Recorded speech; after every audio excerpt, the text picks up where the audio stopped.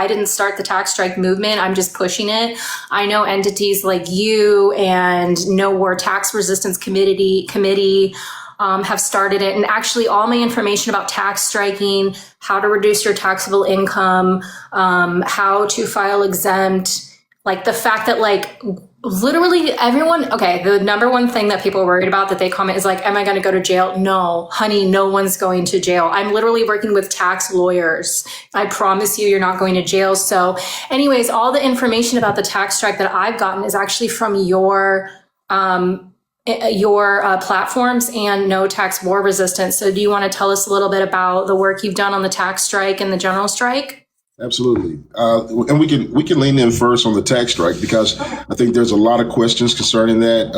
I've been sharing more videos because I'm going to the comments and I'm scraping through the comments, and a lot of people, they're just unaware of how all that stuff works. Yes. What I've shared with from the beginning, what I'm sharing with people is there's two qualifiers to be able to file tax exempt. And the first qualifier is that you didn't have to owe in last year.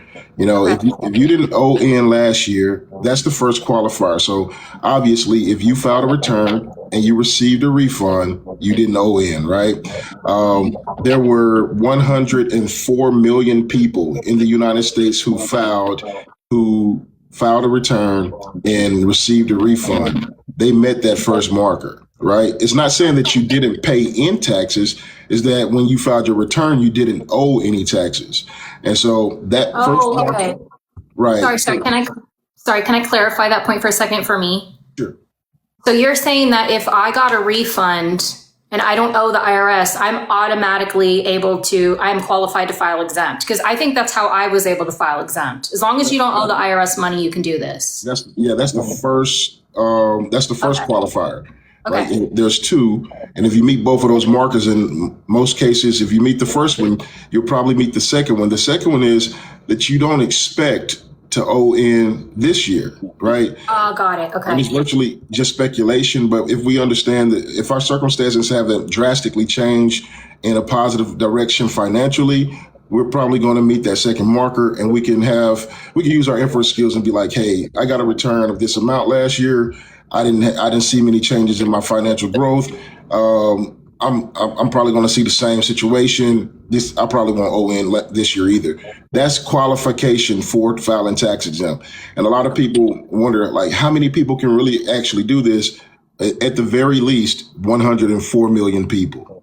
104 million people are qualified to file exempt. So, and that's the second question people is, isn't it illegal? Isn't that tax evasion? No. It's not. It's actually totally legal to file exempt, because after you file exempt, there are actually a lot of legal ways to go exempt. So it's really good information for us to know. Yeah, and one of the things people really got to realize is that you don't owe anything right now. So you've already paid your taxes for 2025, right? You did that by way of deduct money coming out of your check. You can file tax exempt for 2026.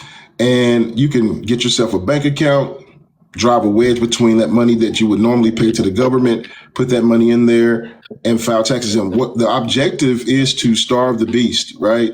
Prevent them from utilizing our money to do all these heinous crimes, commit genocide, supporting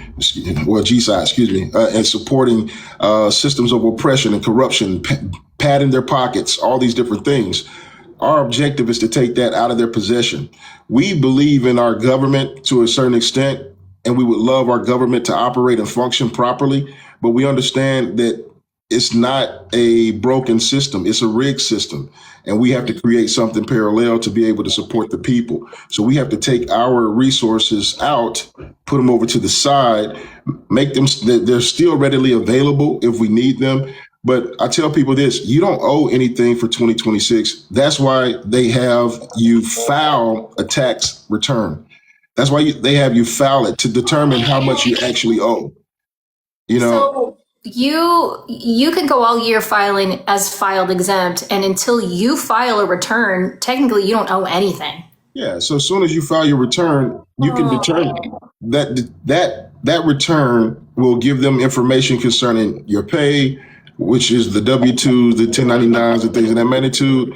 it get calculated. Once that calculation is done, it'll tell you based on the deductions and withholdings and things of that magnitude that you may have put in. It's going to tell you how much you actually owe or how much they owe you. And so many people, even if they file tax exempt because of child tax credits and some of the other deductions, individuals who have Okay, yeah.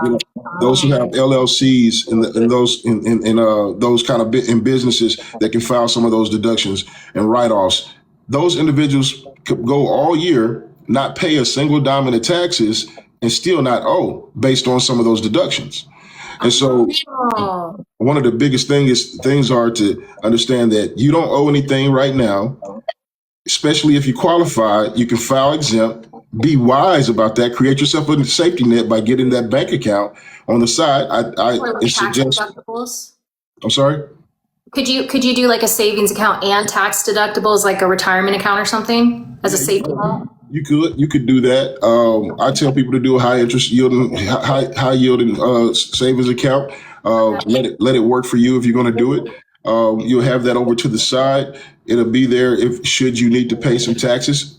But one of the other things that people haven't realized either is that, let's say you file your return and you do owe taxes. You can request an extension, right? We're trying to starve the beast. So we're trying to make sure our money does not go into this federal government as long as possible. So you can starve the beast that way. Another thing is, if you decide not to file taxes at all, right? You could do that. And a lot of people may have misplaced W-2s, may not have have their 1099s, and they might prolong filing for 1 or 2 years. Somebody in the chat said they haven't filed taxes since 2004. That's awesome. I'm not sure exactly how all that worked, but I do know that you can get up to 3 years to amend your taxes, right? So even if you decided to file your taxes and you didn't have your W-2s, you can go back, amend your taxes up to 2 to 3 years. And this is coming from my tax preparer who communicated these things. And so when you see different avenues in which you can actually withhold your money, and it's not tax evasion, it's actually within the framework of the system, then you understand that you have more power in this. And there's a few different things that I don't quite understand that I hear people talking about, and I won't broadcast those, but there are other avenues, right? And so we want to give people the more sensible ones, the ones that they're comfortable with. We want to inform them, let them understand, hey, look, all that gloom and doom, the harm that everybody's talking about is completely it's in the air, it's in the wind. It's just trying to scare you because they don't know how this works. Exactly, because I have had CPAs and tax preparers and a literal lawyer, not legal advice, just FYI, his knowledge, that they perpetuate this idea that you are bad or you're going to get in big trouble if you don't file your taxes. And when in reality, it's actually totally legal to file exempt. And then once you're exempt, not file taxes. And you're not going to go to jail.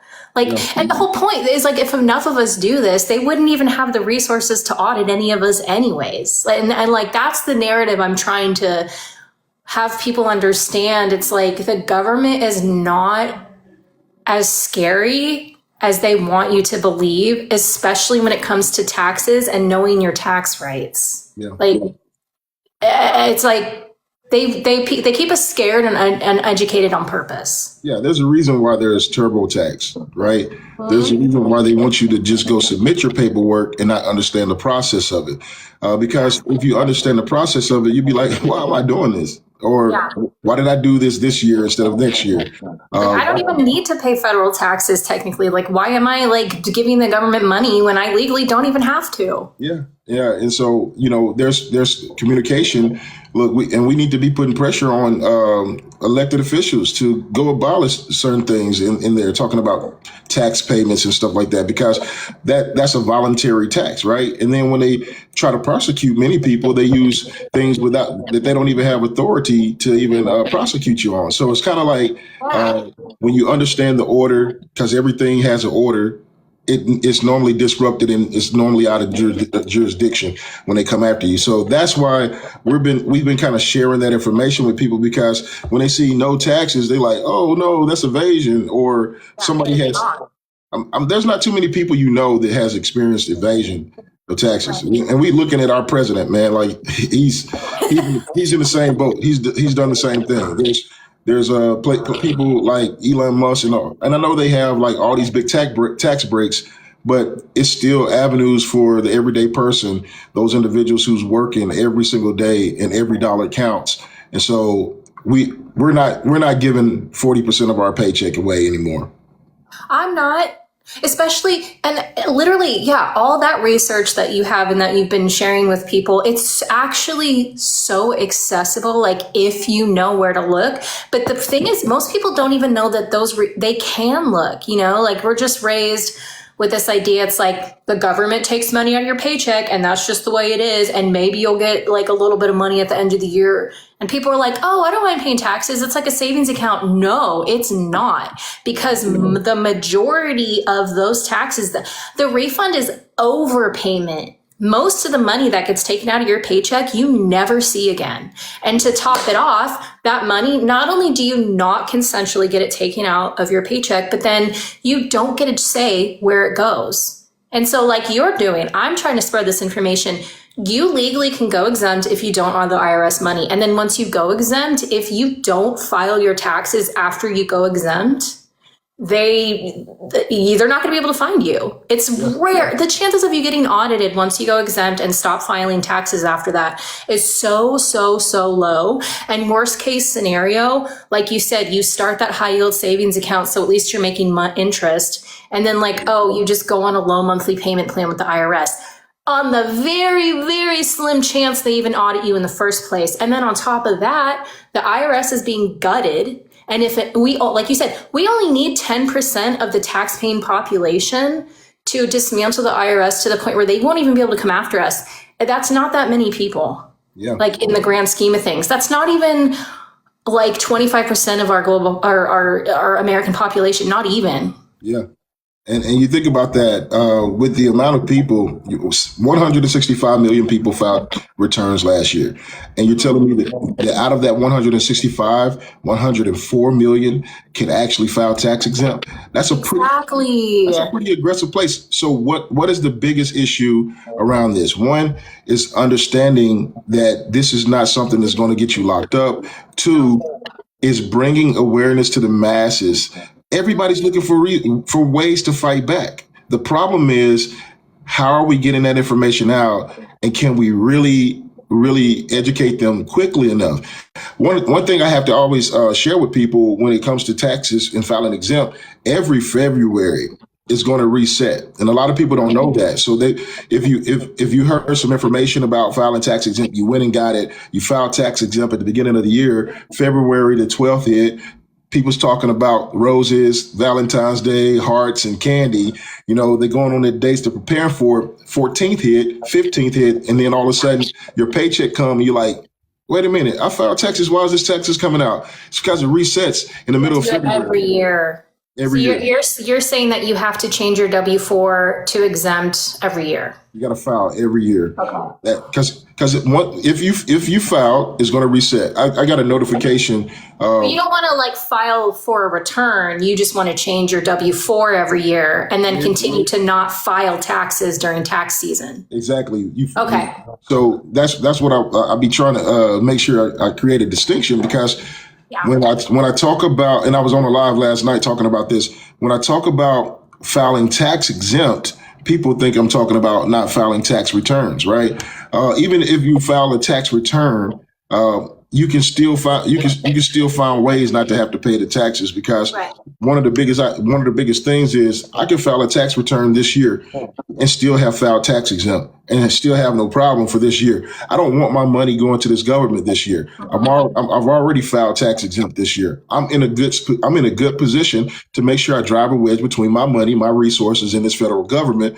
And so even if I file my tax return this year, if I got a surplus coming back, or even if I so-called owe, it ain't gonna matter this year. I can still get in it. Oh, Wow, that's so sick. Okay, yeah.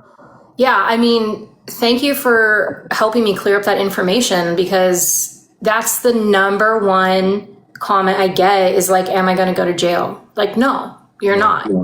If you're worried about being audited, there are safeguards, but at the end of the day, if you don't owe the IRS money already, it is 100% legal to file exempt and it's not tax evasion.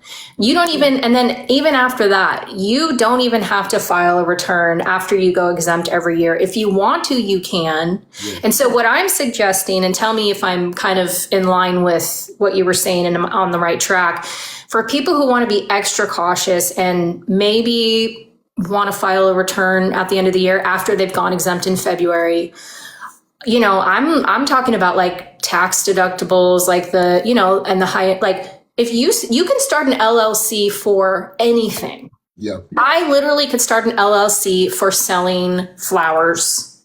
I'm not saying it's going to be a good business, but I technically do. Literally all you have to do is go online and register a domain, right? My best friend has a construction company and he has been teaching me all about, you can write everything off as a business expense if you're that worried about getting audited, and you will owe the government like zero money by the end of the year. Like it's crazy all the ways that you can avoid owing the government money if you want to go that safeguard route that people just don't know. Yeah, so let's say this. Let's say anybody that's here on social media, if you post one video, you can call yourself a content creator, and you can set up your LLC right there. And this cell phone has now become equipment, right? That you're using. The space that I'm in right now has become $400 right there. Exactly. And so there's different limits that they have. They have a certain amount of money for a certain amount of square footage for your home. The vehicle, if you're using your vehicle to go drive to locations, if you're going out to eat and having conversations, all of that stuff is 100%. You can write those things off. And so what happens is it creates the deficit that we're looking for, right? We want to make sure we're starving this beast. So everything that we spend, we want it to either benefit us or benefit our community. We don't want to benefit this federal government because obviously there's foul play, right? There's foul play. They're using our money for some crazy things. And honestly, no matter how many times we vote, we don't get to decide how to use it. So that's the reason why we're doing this. And I think it's important for people to know that you have that power. We're funding these people. They are our employees. And that kind of leads me. The government works for us. We do not work for the government. Yeah, exactly. And that kind of leads me to the next point. Like when we're talking about, the government officials are our employees, we have to make sure that we remind them of that. And we can fire them, and we are. I mean, essentially, that's what the striking is. It's like, we're not going to pay your paycheck anymore because you're not doing your job. No, absolutely not. And we want, like here at Blackout the System, we want people to use every single tool at your disposal, in the system and out of the system.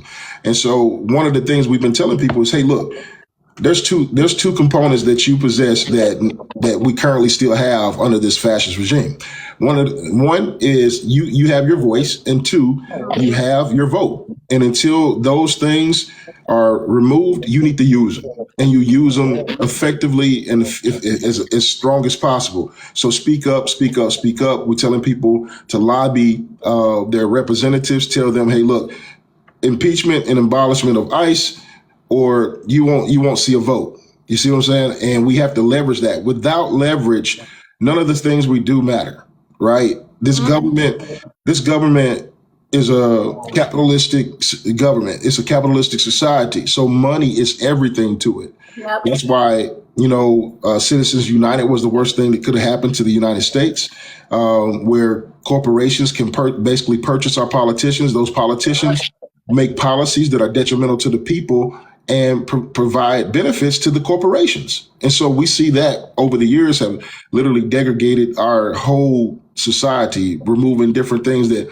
help and benefit our communities, removing things out of our schools, destroying things that supports our veterans and our elderly. And we're like, what's going on? And we haven't had any control over that because we've been thinking that only the vote is going to change it. Nope, our dollar is going to change it. That's why we don't want to provide them. There's three things that they're after from us. Three. One is our money. Two is our labor. And three is our attention. And if they have our attention, we won't focus on making sure they don't have our money and our labor. And so that's why we have to come together. Like, that's why they got the 40 to 60 hours a week of work, because they want us tired. They want us not being able to think, not being able to organize, not being able to connect like you and I doing, and sharing information to our audiences. And so this right here is a direct pushback, foot in the face to that type of strategy that they have. Yeah, I mean, if you're divided, and I feel like our government for hundreds of years is like finding ways to pit us against each other. Racism, transphobia, homophobia. If they put these subliminal and blatant and, maybe obvious, not obvious, covert things out there. And the media is totally controlled by the government. The government's controlled by the corporations. So what's the narrative in the media, like CNN, Fox News? Oh, the immigrants are the problem. Oh, homophobia, transphobia, they're the problem, blah, blah, blah. It's like, no, like, you're keeping us divided. Yeah. So that we don't work together and realize the real enemy are the billionaires that are running the government. And like you said, our country is 100% run by money. So then, for people like you and I, it's like, okay, you want to play the money game? Let's play the money game. We're not going to give you money anymore. Like, that's the only thing you answer to is money. Well, guess what? You're not getting a paycheck from us anymore. Yeah. Like, because really, it's like the divide in our country isn't like, we really are each other's enemy. We're made to feel like we're each other's enemy so that we don't focus, like you said, on the real enemy. That's the billionaires who are forcing us to work 40 plus hours a week and still can't make ends meet, so that we're exhausted. We have to take side hustles. Who has energy and time to organize after that? I mean, it's so textbook obvious, and it's always been this way. Yeah. Since the white colonizers came, that's the setup. The founding fathers, they were the 1%. They didn't want to pay taxes on their slave labor. That is how our country was founded. Nothing has changed. Yeah, you're absolutely correct. And that's even with Blackout the System. That's how we literally came to be. We said, hey, look, we're coming together. This is a movement of unity across all races, cultures, and classes. And the reason why we communicated it in that fashion is because if you look at those three categories, there's nuances to them, right? So if I talk about race, there's a lot of different things that I can talk about that's solely set up for me, predicated to my lifestyle and things like that. And if I focused on those over your humanity, is going to drive a wedge between us. The same thing with we can honor each other's differences, and we can honor the way that different marginalized groups deal with oppression, and still be able to come together and be like, okay, you are oppressed this way, I'm oppressed that way. Let's validate that, let's honor that, but let's work together. Yeah. Like, you know what I mean? It's the simple fact that we have to see each other as people. Yeah. If we see each other as people, I know that you got a family, you got some people that you love. There's food that you need to eat. Exactly. We all have the same goals in life. We got the same umbrella, right? We got to stand up under the same umbrella to maintain our security. If it's raining, everybody's got to have some shelter. If we're hungry, we got to have food, water, all these different things.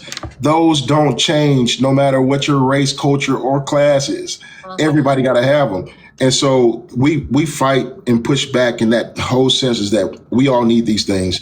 And I see you as a person. I love the fact that you're unique. Your uniqueness is the volume of your value. It screams out into your life, and it really. Oh, I think you're muted. Okay. Hello? Oh, okay. Okay. Yeah. So it adds value to everyone around us, and then at that point, all of that other stuff is dispelled. I can smile with you. We can look into making sure that those things that everyone needs happen.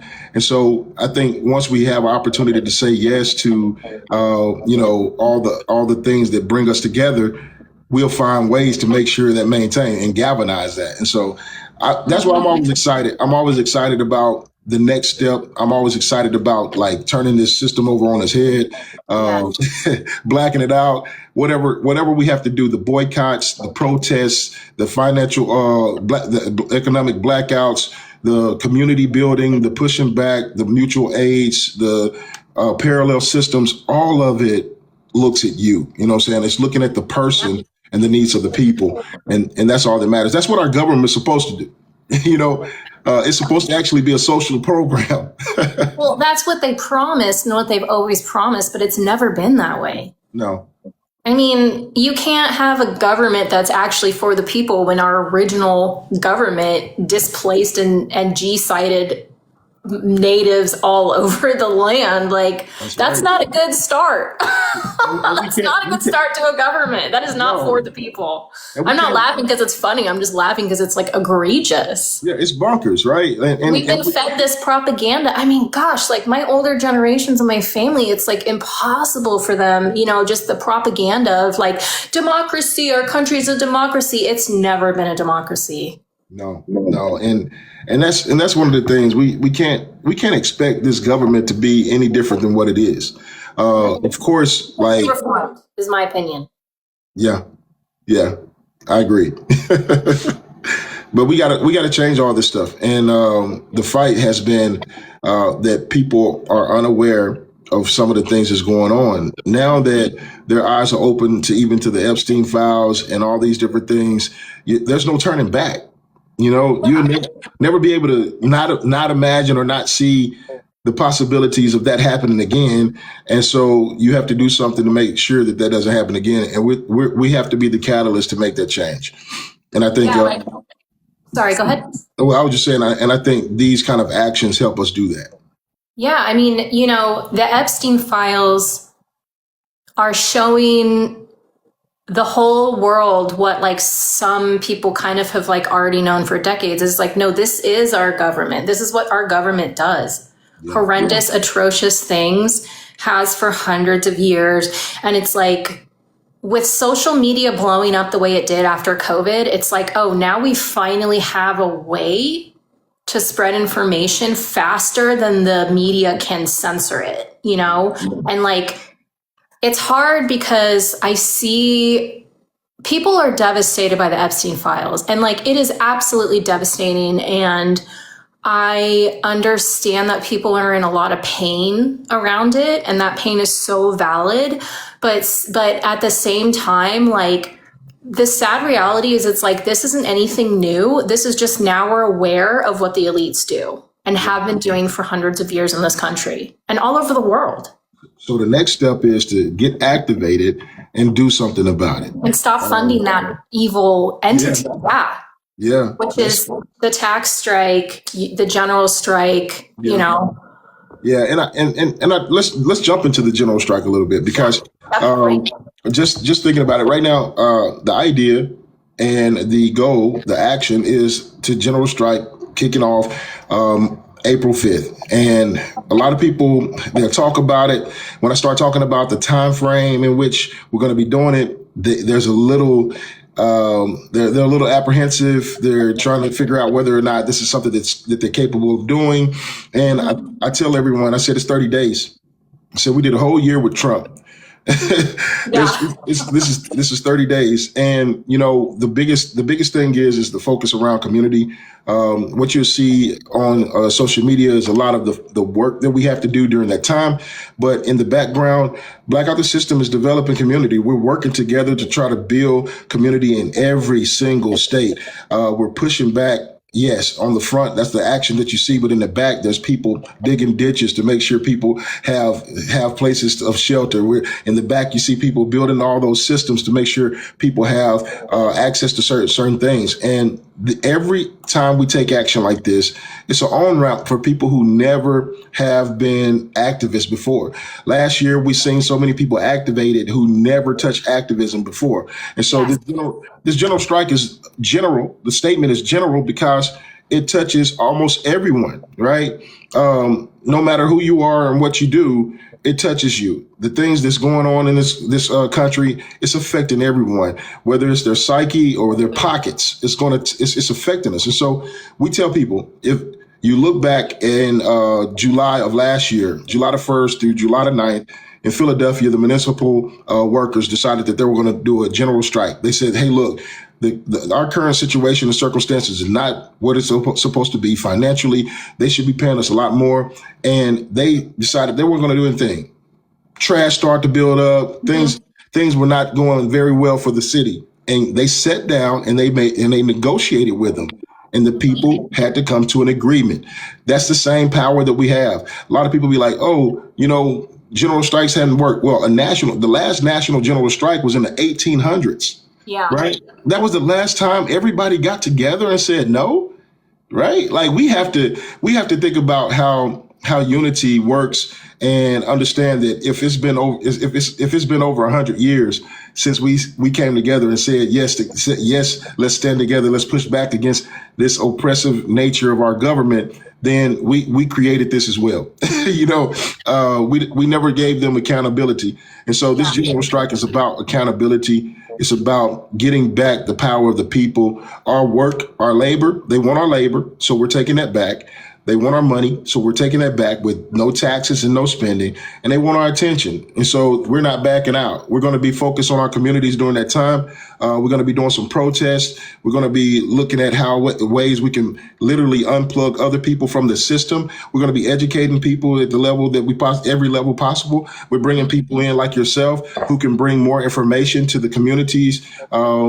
Blackout the System, we meet every Sunday. Our team, they probably just had a meeting recently, and just kind of, it's called the Citizens Assembly, where they come in and they talk about a lot of different things, and we bring in some experts, and they'll talk about farming, and they'll talk about, off the grid things, all these different things that can literally drive a wedge between your resources and this government.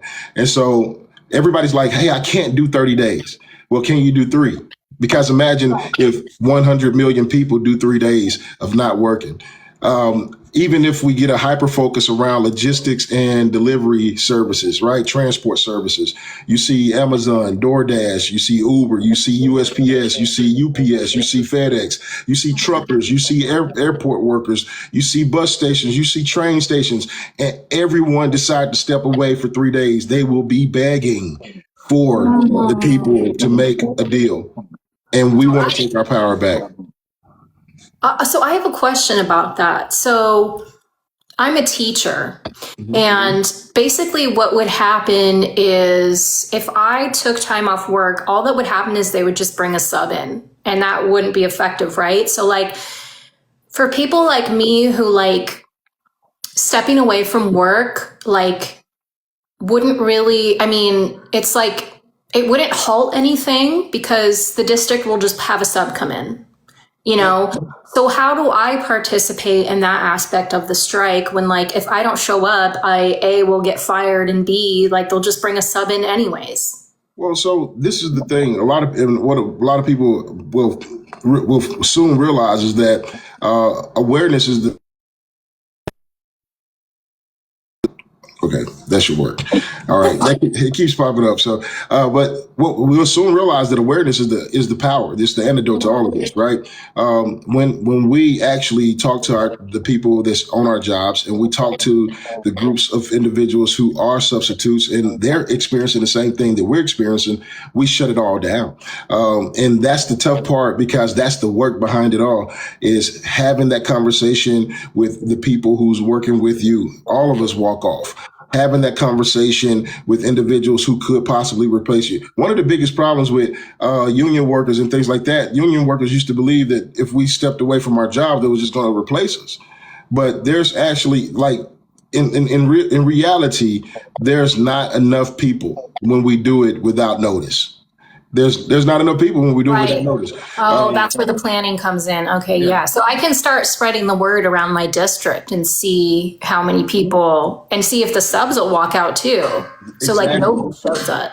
Exactly. I love my kids. Like I love teaching. I love my kids, and like it would just break my heart to have to spend any time away from them, but it's worth it to prove a point and take our power back. And what's awesome is our children have access to these files as well. And our children are out there protesting now as well. We just recently seen, I believe it was a cop holding a little girl, at a student protest. And I'm like, They're not even real cops. They're just MAGA thugs. Yeah, that's, and that's the crazy part. Like, this is the kind of activity that's taking place. Our children are at the brunt of it as well. And so we have to show them, like, you have to be able to understand that when these things show up, we have to fight for you. And at some point, you're going to be running this nation. At some point, your decisions are going to change the trajectory of our communities, and you're going to be those leaders and those builders and those business owners and those community leaders that we need to really move things in the right direction. We got to show that to them. So yes,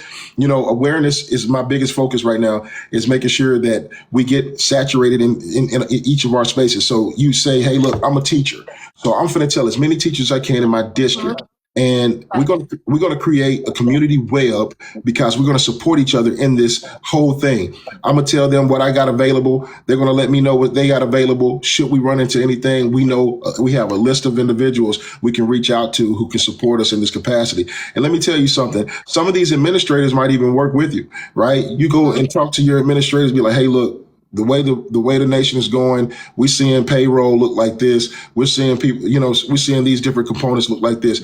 Honestly, for me, all essential workers and things like that, I want you to maintain your work. Go take care of those beautiful people. If you're in the hospital, if you're taking care of families and things like that, take care of those families and get those beautiful families back to their people. And also take that money, take that paycheck, and just make sure that you file tax exempt. Yes, tax exempt, and then stop filing for a return and get those tax deductibles. Exactly. And let's say you, as a teacher, where's the fight? I want to make sure my children are taken care of. Take care of those children. File tax exempt.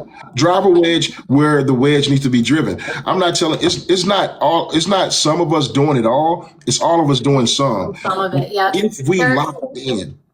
And there are so many different ways to participate in this movement, whether it be you are in a position where you are like, I'm just not going to show up to work, unless you're like working at a hospital or something, or you're like, I'm going to do, the jazz / black out the system / no tax war resistance tax strike, or like, I'm going to show up to the front lines and like be a physical presence to intimidate ICE. Like, I think there also, to segue into like another major point that I've been thinking about, is that there's been a history of infighting within the social justice community, where there's like this myth that like there's only one way to protest, and if you're not doing it that way, you're not making a difference. But I think what people are realizing is that if we all pitch in any way that we can, it actually does add up and make a difference. Just show up how you can. Every little bit makes a difference. Absolutely. And that's what we share with everyone.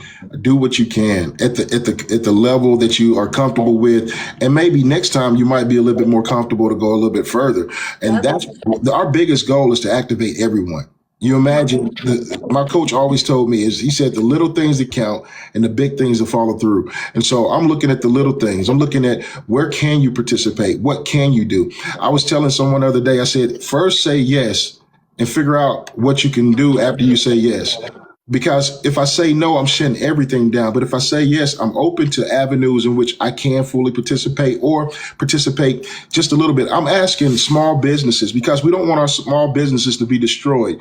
I'm asking small businesses to actually be the lifeline for our communities, right? When we're talking about us stepping away from large corporations and stepping away from the system, our small businesses are going to be, it's going to be paramount that we have some structure that's going to support us. A lot of people, when we don't have these type of conversations, won't know exactly what that looks like. They'll just see these big factors here and they're like, oh, this is daunting. But when we start talking about it, they're like, oh yeah, small businesses are there. They can help us. And maybe that's a friend of the family. Maybe that's a family member, and they have food, they have water, they have access, and we support that and not support these other things. Every way that we push back is going to help us get to where we need to go. We just got to really dial in and not be afraid of the conversations. Not be afraid that people are just going to say, nah, that's not for me, because you're going to get some of those people, but we're not going for everyone. We're going for those who are willing and those who desire to see change. And then we're giving them viable options to take part in this strike. And so whether it's working, taxes, no spending, locking in with community, not backing out, not giving up on people. Maybe you are someone who's going to be working, but you got 5 people in your community who's going to be striking. You can support them during that time. We don't have to let them go out there and do it by themselves. And so That's how we see more people drive a wedge. Let's say my job is an essential workspace, right? And that essential workspace has more impact maybe than your job if I stepped away from it. And so if I step away from it and I got your support to help me maintain life and sustain during that time, and that impact actually takes place, we're both headed in the right direction. You didn't step off of your job, but you supported the strike. And that's why I tell people, if you support what we're doing, let's bring some awareness to people. Let's get them into a space like this and have conversations, and let's help them understand what they possibly can do to take it to the next level. It doesn't have to be perfect. It just has to be unified, right? Absolutely. Okay. Absolutely. There's no perfection around protests. There's no perfection around blackouts. There's no perfection around those things. What's perfect is when we have unity, right? What even in our country, they say a more perfect union, right? So the unity has always been the thing that we're looking for. It's never been all these other components. Those variables are something that people use to separate us. So even when we talk about these small things, we want people to be excited about them. And I call all of them small because coming together, it's all a piece of a puzzle. And yeah, it's a pyramid. Yeah. We're here. You know, we all need to come together at the bottom and watch how it builds. Yeah. And you're right. You know, I think the reason why, you know, movements on a mass scale haven't typically been frequent in our country, of course, except for Black Lives Matter. In, you know, our lifetime, I think that one of the successful ones was Black Lives Matter. But like, I always wonder, like, why didn't that stuff happen more? It's because we historically, they set up the bipartisan system, right, to like divide us. And we're so trained and brainwashed to fight each other. And I'm not saying people should go out and try to befriend someone who is like saying racial slurs to them or something, you know, but there are people that I have been talking to and that I've been talking to people that consider themselves to be on opposite sides of the political spectrum. I'm not talking like being they're racist or bigoted towards each other. They're just like, oh, I'm more conservative, or like, oh, I'm more, you know, liberal leaning. And we have more in common than we think. It's just that we've been trained to think that like we have to virtue signal and like fight against each other. And I think the reason why I'm really attracted to your movement is because it's like our first step here needs to be unification, where we find the similarities and not the differences. And again, like, I don't want somebody to put themselves in an unsafe situation. Like, I'm not going to go up to like one of the MAGA goons here in Humboldt County as a non-binary, you know, queer, whatever, and be like, hey, do you want to like join this fight with me? Because they're going to like try to hurt me and like call me slurs or whatever. But there are enough conservative people in Humboldt County who aren't like full of hate, and I'm super, you know, leftist, and like we've started to like come together, like people I never thought that like I would have anything in common with, or like, I mean, there's like, you know, Republican, good old country people in my TikTok, like, you know, initially I would have just scrolled right past you because you're non-binary, but you're making some good points. Like, you're making me rethink things. And like, you know, like I said, don't put yourself in harm's way. But I think this initial step needs to be unity. Yeah. And I think we're getting there. Yeah, we have an umbrella, right? And we're all under the same umbrella. We're affected by the same things. We see that those things are common to all of us. And when we start having discussions about it, we'll realize that if we can take the politics out of it, the political views out of it, and start really looking at the issues, we'll agree on almost everything. We'll agree that food is necessary. We'll agree that healthcare is necessary. We'll agree that education is necessary. We'll agree that housing is necessary. We'll agree that it's expensive right now. We'll agree that food is expensive. We'll agree on all these things. But then we'll start talking about who's the person to make that change. And then all of a sudden things kind of start to deteriorate. And so I think it's important to just let people know, hey, look, I see you as a person. You know, if I had money to feed you, I feed you. I want to let you know that. If I had money to get you a house, I get you a house. I want to let you know that. If you're thirsty, I'm gonna make sure you get something to drink. I want to let you know that. If you need clothes or a jacket when it's in the wintertime, I want to let you know that I got you. And there's conservatives and left-leaning individuals who thinks the same way, right? Exactly. But we're trained. It's like we're trained to be physically separated too. And I think that one of the really cathartic healing things that I think could happen is like encouraging people to get to know people that they don't think they have anything in common with, like get to know them on a personal level.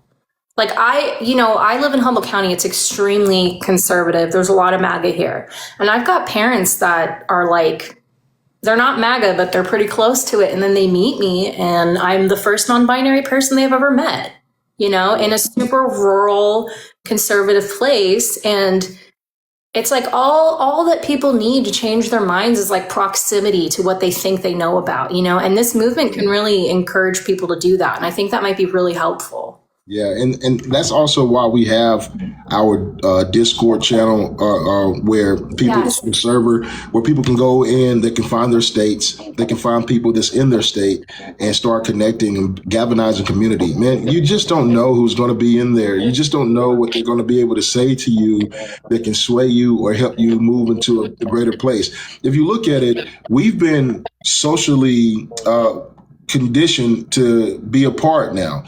Even with social media, you see it. I think even with COVID, it was one of the components that really drove people to be okay with not being in the space of other individuals. They was like, no, I want to maintain my health.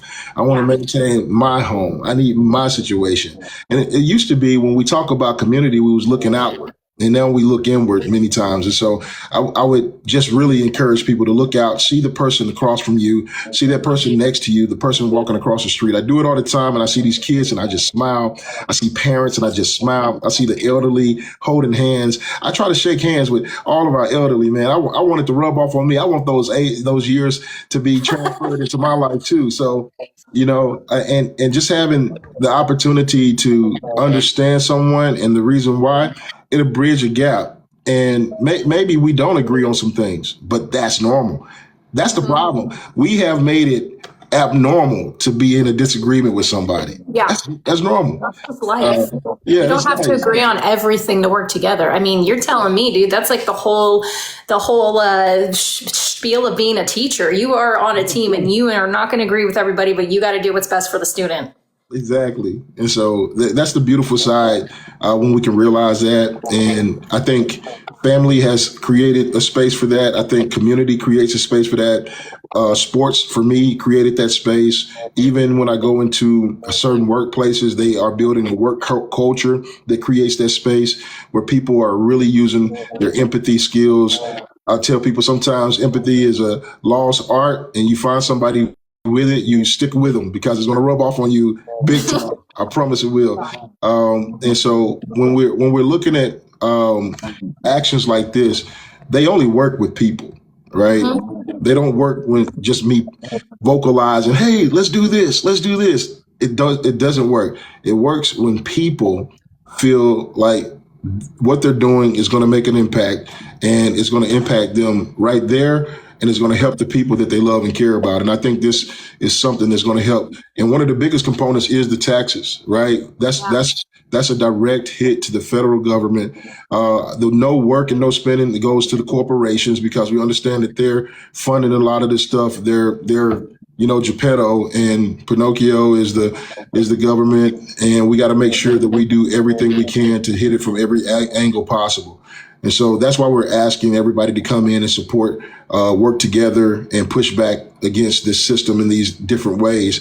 We're asking people to do bank runs. In fact, we tell them. I'm changing to a credit union next week for sure. Yeah. So those two things, like even the bank runs, taking your money out of these big banks, putting them in credit unions, putting them in community banks. Those are avenues for you to utilize and also do something that's really going to start shifting things. Those community banks, those credit unions, they normally recycle all of the profits back into the support of the members, and so you see them more apt to get you the things that you need. They're more personable when you walk in the building, you have conversation with the people, and they want you to have what you desire. And so that's a beautiful thing. That's another communal aspect to this whole movement. We asking people to not only do bank runs, but cancel subscriptions where you can. Any of these organizations or companies or businesses that are not supporting the people who have supported this whole regime and the degradation of our communities and the destruction and ICE and all this other stuff, drive a wedge. Don't give them consent to take your money, and just stop participating with them. And every dollar counts. Every single dollar counts. Let's say,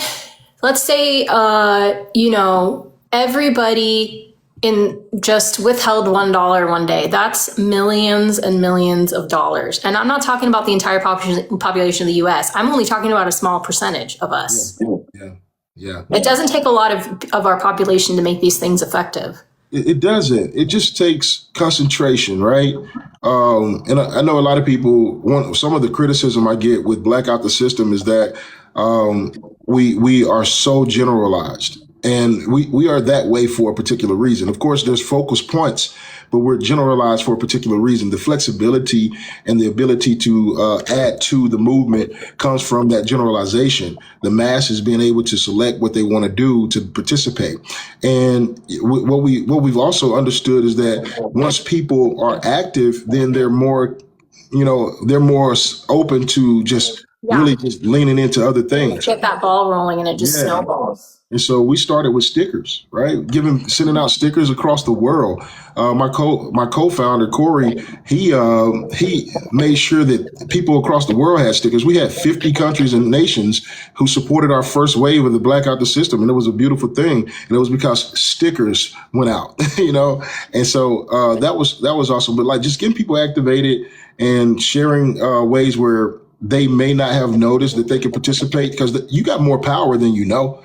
Right. Mm-hmm. We got stuck in these silos, and I've been learning a lot over the course of the last couple of years myself about what I'm capable of doing and how I can actually transfer that power to the people. Right. And so it's not without saying we have so much we have to do. And if we come together, that can be accomplished. Yeah. And just to like close us out on that amazing thought. Yeah, it's really just unity, man. It's keeping an open mind, setting aside what preconceived ideas of what you think people are like. Unity is like new for us as a country. And I think if we just keep working on that unity, the tax strike, general strike, spending strike is going to work. Yeah, absolutely. I just want to thank you for hosting this live and coming on here. And I know you do lives all the time, but your information, I learned a lot today. I'm not kidding. I learned so much from you today. This means the world to me. I cannot wait. I'm already I'm going to take this clip from today and I'm going to make a YouTube, I'm going to put this on YouTube. I'm ready to get the word out, dude. I am 100% behind you. I'm stoked. Well, I appreciate you, and I appreciate the message that you share. Unity is everything to me. When we look at the nation and the division, it's a manufactured division, right? Innately, all of us want to see children taken care of. We want our neighbors to have good lives. That's who we are. And so I really appreciate the communication and actually the amplification of just speaking about unity and just breaking those walls down, and giving people that opportunity to see it the same way. Because the more of us do that, the more opportunities people have to say yes to making that happen. And so thank you for everything that you're doing. Thank you for having me and having this conversation with me and engaging with me in this capacity, because it's gonna yield. It is. Yeah. It's already making a difference. So where should we follow you? Where can we find more resources about your movement? I'm going to be posting them on my page. Where can we find you? Yes, I'm sure everyone in here already is following you, but you never know. We could have some newcomers. Absolutely. You can find us on all social media platforms, Blackout the System. Okay. And you can go to blackoutthesystem.com. That's where you'll be able to link up with us in the Discord. You'll also be able to connect with us on our citizens assemblies on Sundays, where we'll be talking about different things where people can build.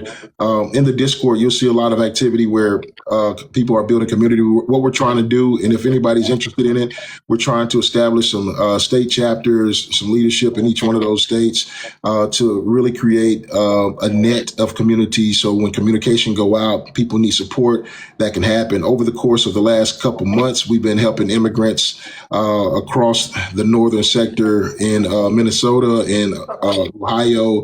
We've been giving them food, making sure that they have essentials, their babies having Pampers and things like that. And look, I can't do it by myself, but there's people who was in that area. Once we sent that list to them, they made sure that they can get access to them. And so those are the beautiful things we can do with Unity. And so we're creating that space right there in the Discord. So you can find us there in those spaces. And if you can reach out to us at blackoutthesystem@gmail.com. We got some other Blackout the System emails, but Gmail has been the one where information doesn't go to spam. So we want to make sure that when we communicate with you, you get it. So, but we really appreciate everybody and all that everyone's doing to really see change in this nation. All right. Well, thank you, Isaiah. That's amazing. I am gonna be messaging you about scheduling to be on my podcast. And yeah, you're amazing. And thank you so much. Thank you. Thank you. Thank everyone who showed up. Appreciate you. Yeah. Thank you all. Don't forget, follow Blackout the System on TikTok, Instagram, join the Discord, join the Sunday meetings. I'll be there. So be there or be square. That's right. All right. Bye, comrade. Thank you so much. Thank you.